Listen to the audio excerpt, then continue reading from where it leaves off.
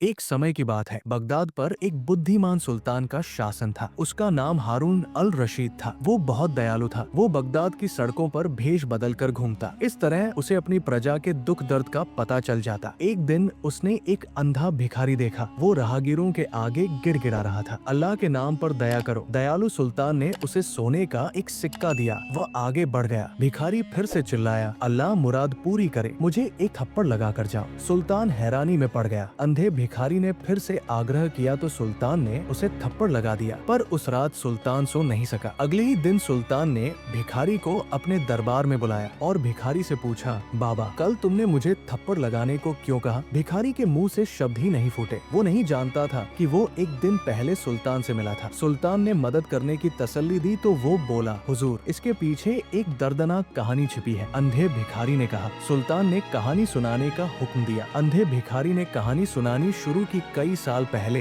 मैं बगदाद का धनी सौदागर था। मेरे पास 80 ऊंट थे। एक दिन बसरा जाते समय मैं एक फकीर से मिला। उसने रोककर मुझसे कहा, मेरी बात सुनकर जाना। मैंने पूछा, क्या बात है बाबा? मुझे क्यों रोका? मैं चाहता हूँ कि तू यहाँ से जाने से पहले और भी दौलत लेकर जाए। पास के पर्वत में बड़ी गुफा है, वहाँ भरपूर धन दौलत छिपी है। और उस फकीर ने मुझे गुफा के पास ले गया। उसने आधे आधे ऊंट बांटने की पेशकश रखी। अब हम दोनों के पास 40-40 ऊंट थे। हम पर्वत पर पहुँचे तो फकीर ने लकड़ी एकत्र कर आग जलाई। उसने कुछ जादुई मंत्र पढ़े। वह देखते ही देखते गुफा का मुंह खुल गया। गुफा में कीमती हीरे जवाहरात व सोने के सिक्के भरे थे। हमने ऊंटों पर खजाना लाद लिया। फकीर ने वहाँ से एक गंदा सा धातु का डिब्बा भी ले लिया। वापसी पर मुझे लालच सताने लगा। मैंने उससे कहा, आप तो साधु हैं, आपका दौलत से क्या काम है? आप मुझे 10 और ऊंट दे दो। फकीर ने कहा, हाँ ले लो। मैं खुश हो गया, लेकिन थोड़ी देर बाद फिर से लालच ने सिर उठाया। मैंने फकीर से कहा, अल्लाह के बंदे को इन ऊंटों से क्या काम? फकीर ने मुस्कुराकर कहा, दोस्त सब ले लो, मेरे लिए सब बेकार है। मैंने कहा, इस धातु के डिब्बे का क्या राज है? अगर अब भी मन नहीं भरा तो इसे भी ले लो। इसमें जादुई काजल है, जिसे लगाने से दुनिया के छिपे व गढ़े खजाने दिखने लगते हैं। इसे बाई आँख में लगाना होता है। यदि दाई आँख में लगाया तो अंधे हो जाओगे। मुझे इस बात पर यकीन नहीं हुआ। मैं बोला, इसे परखना चाहता हूँ। फकीर ने मेरी बाई आँख में काजल लगाया तो मैं आसपास छिपे खजानों को देख रोमांचित हो गया। मैंने फकीर से कहा कि वो मेरी दाई आँख में भी काजल लगा दे। फकीर ने सावधान किया, पर मैं जिद पर अड़ा रहा। फिर मैं बोला, मक्कार तुम मुझसे कुछ छिपाना चाहते हो, तभी इसे नहीं लगा रहे। मेरे लालच का तो जैसे अंत ही नहीं था। फकीर ने मेरी दाई आँख में भी काजल लगा दिया। अचानक मुझे दिखाई देना बंद हो गया। मैं भयभीत होकर मदद के लिए चिल्लाया, बाबा मैं अंधा हो गया, मुझ पर दया करो, मेरी नजर लौटा दो। मैंने विनती की। फकीर ने कहा, दोस्त मैंने पहले ही सावधान किया था। लालच ने तुम्हें हमेशा के लिए अंधा बना दिया। अब इसका कोई इलाज नहीं कर सकता। मैं रोने लगा। हाय अल्लाह, ये मैंने क्या किया? अब मेरी दौलत का क्या होगा? फकीर बोला, तुम्हारी दौलत और ऊंट किसी किस्मत वाले को मिलेंगे। तुम्हें इस लालच के लिए पछताना होगा। फकीर मुझे अकेला छोड़कर चला गया। मैं कई सप्ताह तक भूखा भटकता रहा। एक दिन एक दयालु सौदागर मुझे बगदाद ले आया। अब मैं भीख मांग कर पेट भरता हूँ और अपने लालच पर पछताता हूँ। मैं चाहता हूँ कि लोग मुझे सिक्का देने के साथ साथ थप्पड़ भी मारे, ताकि मुझे मेरे लालच का फल